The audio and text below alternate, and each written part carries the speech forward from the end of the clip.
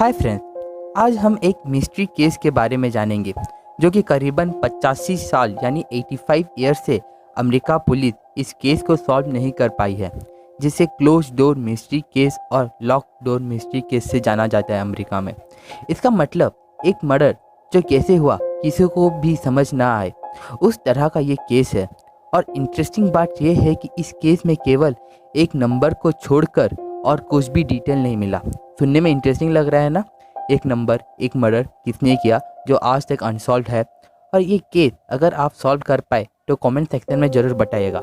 लेकिन उससे पहले अगर आप अभी तक हमारे चैनल को सब्सक्राइब नहीं किए हैं तो प्लीज़ कर दीजिए। तो without wasting our time let's get into video. Hotel president 1930 के दशक में सबसे नोटरियस मर्डर स्थानों में से एक है। होटल कन्हास सिटी मिसौरी में स्थित है। 1935 में एक व्यक्ति जो रोलैंड टी ओवेंस नाम से ये होटल में गया था, उसका मर्डर कर दिया गया था। लेकिन ये मर्डर किसने किया आज तक सॉल्व नहीं कर पाए। चलिए जानते हैं पूरी कहानी कि ओवेंस के साथ क्या हुआ था। 2 जनवरी 1935 दोपहर के 1:30 बजे होटल प्रेसिडेंट में एक मिडिल एज पर्सन जो कि फुल ब्लैक सूट में था, वो होटल में चेकिंग करता है और उस आदमी का नाम ही रोलैंड टी ओवेंस था। ओवेंस बोलते हैं कि मुझे एक रूम चाहिए और होटल के रिसेप्शनिस्ट बोलते हैं कि ठीक है सर, हम आपको एक रूम देते हैं। और रिसेप्शनिस्ट ओवेंस के नाम पर एक रूम बुक कर देती है। उसी समय ओवेंस बोलते हैं कि मुझे होटल की ऊंची मंजिल में रूम चाहिए। तो रिसेप्शनिस्ट बोलती हैं फाइन सर, बोल के उनके होटल के 10th फ्लोर में रूम नंबर 1046 ओवेंस को दे देते हैं। तो ओवेंस बोलते हैं ठीक है। फिर रिसेप्शनिस्ट ने एक बेलबॉय को बुलाया। फिर वो बेलबॉय ओवेंस को उनके रूम की तरफ ले जाने लगा। ओवेंस को रूम की तरफ ले जाते समय बेलबॉय देखता है कि ओवेंस के पास कोई बैग नहीं था और देखा कि ओवेंस ने अपने पॉकेट में केवल हेयर ब्रश, टूथपेस्ट और एक टूथब्रश रखा है और ओवेंस के पास दूसरा कोई कपड़ा भी नहीं था। बेल बॉय को थोड़ा और लगा, लेकिन वो सब इसको इग्नोर करके अपने काम की तरफ ध्यान लगाया और रूम 1046 की तरफ चलना जारी रखा।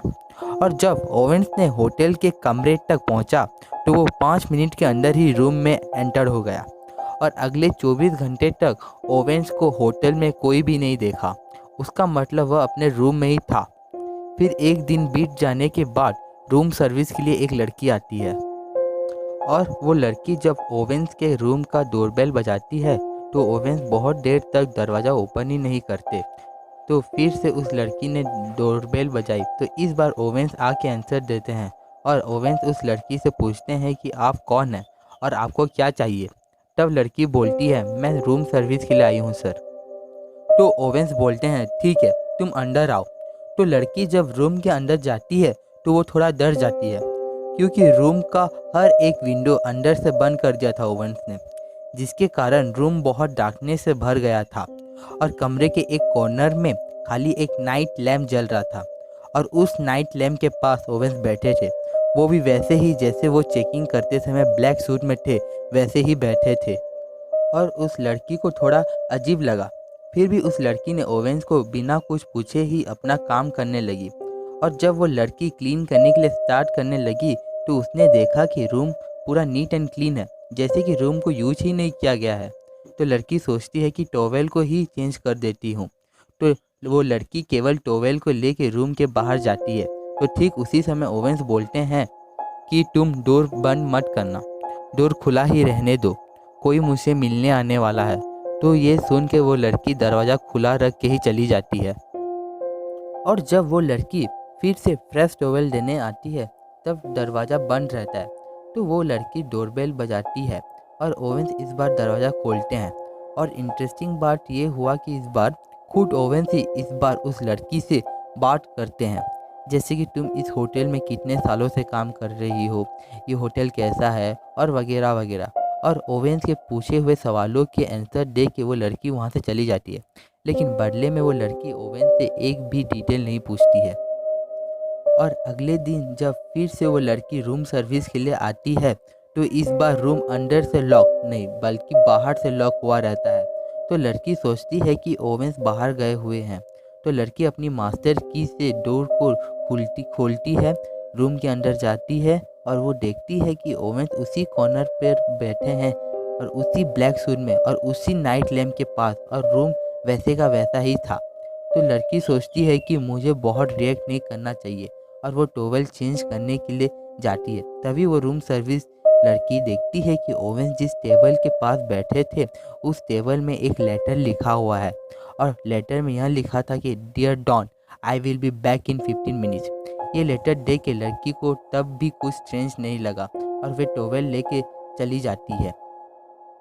लेकिन जब वो वापस फ्रेश टॉवेल रूम में रखने के लिए आती है, तब रूम में ओवेंस का किसी के साथ आर्गुमेंट चलता रहता है, जो कि रूम के बाहर तक सुनाई दे रहता है।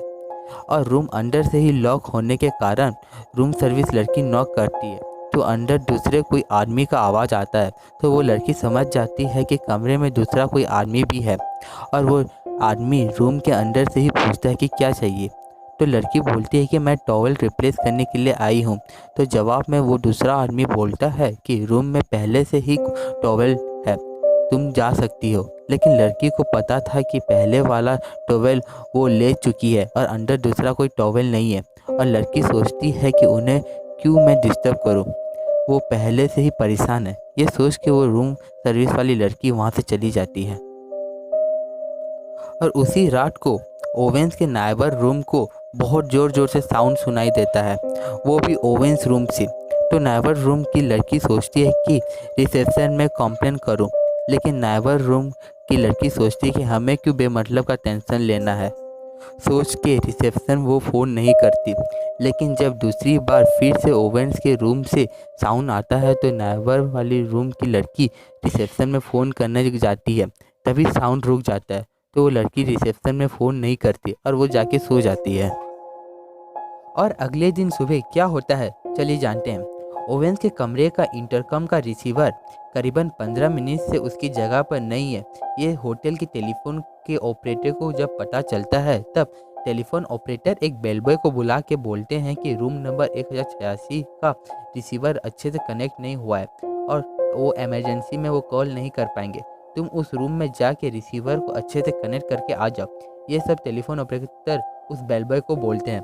तो वो बेलबॉय होटल के 10th फ्लोर में जाके रूम नंबर 186 यानी ओवेंस के रूम के डोरबेल को बहुत समय से नॉक करता रहता है और बोलता रहता है, सर डोर को ओपन कीजिए, सर डोर को ओपन कीजिए। लेकिन बहुत टाइम तक दरवाज़ा नहीं खुलने से वो बेलबॉय बहुत गुस्सा हो जाता है, सोचता है कि ये आदमी अंदर क्या कर रहा है।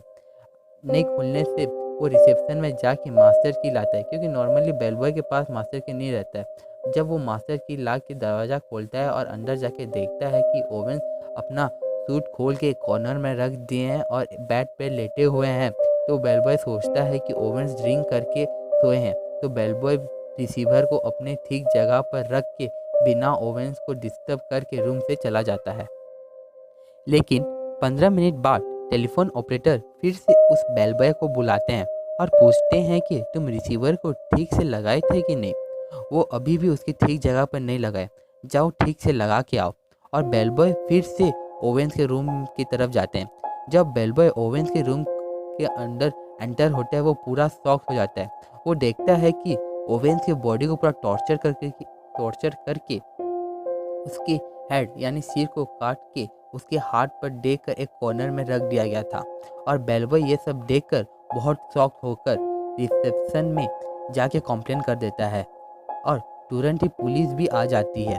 पुलिस रूम में केवल ओवेंस की बॉडी को छोड़कर उन्हें और कुछ भी नहीं मिलता, जैसे कि ओवेंस के टूथब्रश, टूथपेस्ट, हेयर ब्रश और ओवेंस का लिखा हुआ लेटर भी उन्हें नहीं मिलता।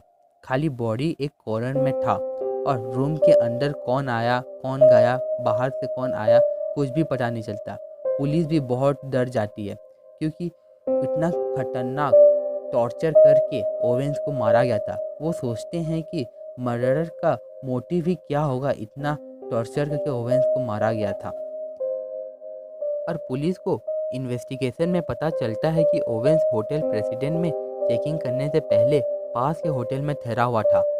और जब उस होटल का रिसेप्शन बुक यानी रजिस्टर को मंगवाया गया ओवेंस का डिटेल जानने के लिए, तो पता चलता है कि ओवेंस उस होटल में कोई दूसरे नाम से चेकिंग किया था। अब पुलिस कंफ्यूज हो गई, क्यों कोई आदमी दूसरे किसी नाम से चेकिंग करना चाहेगा। और पुलिस जब ओवेंस का फिंगरप्रिंट अमेरिका अथॉरिटी को भेजा था तो वो किसी भी ओवेंस नाम के अमेरिकन सिटीजन से मैच नहीं हुआ और पुलिस को ओवेंस के पास भी कोई आइडेंटिटी कार्ड भी नहीं मिला, जिससे पुलिस ने ओवेंस को नॉन आइडेंटिफाइड पर्सन डिक्लेयर कर दिया गया। और ओवेंस के पोस्टमार्टम में ये पता चलता है कि जब फर्स्ट टाइम बेलबॉय ओवेंस के रूम में रिसीवर ठीक करने गया था तभी ओवेंस को कोई टॉर्चर कर रहा था और जब बेलबॉय रूम में गया होगा तब वो रूम में कहीं ना कहीं मर्डर छुप गया होगा और डॉक्टर बोलते हैं कि ओवेंस तब तक जिंदा था और उस मर्डर का मोटिव ही क्या था आज तक पता नहीं चला। और पुलिस पूरे 2 महीने तक इन्वेस्टिगेशन किया लेकिन उन्हें कुछ भी क्लू नहीं मिला जिससे वो इस केस को फर्दर मूव कर सके और वो सोचने लगे कि पहले इस बॉडी को दफना दे और सब पोस्टमार्टम करके बॉडी को दफनाने के लिए ले गए। तब उन्हें सडनली एक कॉल आया और कॉल में एक व्यक्ति उन्हें बोलता है कि आप थोड़ा रुक जाइए, आपको मैं पैसे भेज दे रहा हूँ। इस बॉडी को आप साधारण दफना मत दीजिएगा, इस बॉडी को आप रॉयल जैसे दफनाएगा और इस सब का खर्च मैं उठाऊंगा बोल के फ़ोन रख देता है। पुलिस सोचती है कि फाइनली इस डेड बॉडी के ऊपर हमें कुछ क्लू मिला बोल के खुश होती है और उस व्यक्ति से हम जान पाएंगे कि ये डेड बॉडी किसका है और डिटेल कलेक्ट करके हम केस को फर्दर मूव कर पाएंगे। लेकिन खाली एक बुके डिलीवरी बॉय आता है जिसके पास एक एनवलप था जिसमें पैसा था और एक ग्रीटिंग कार्ड जिसमें लिखा था लव फॉर एवर लूसी। और पुलिस उस लड़के को पूछते हैं कि ये लूसी कौन है तो लड़का बोलता है नहीं पता सर, ये कोई बुक क्या था सर, मैं खाली ये डिलीवरी करने आया हूँ बोलता है वो लड़का। और पुलिस जब इन्वेस्टिगेशन करती है कि ये बुके और ग्रीटिंग कार्ड को कौन बुक किया था, बहुत कोशिश करने के बाद भी वो इसको पता नहीं लगा पाए कि इसे कौन बुक किया था और उसके बाद बॉडी को भी दफना दिया गया और आज तक इस केस को यानी close door murder mystery case को कोई भी सॉल्व नहीं कर पाया है। और अगर आपको फर्दर इस केस के बारे में इंफॉर्मेशन चाहिए तो आप सर्च करके देख सकते हैं। तो guys, hope you like the video. अगर आपको फ्यूचर में भी इस तरह की मिस्ट्री केस के ऊपर वीडियो चाहिए तो कमेंट सेक्शन में ज़रूर बताइएगा। Thank you for watching my video.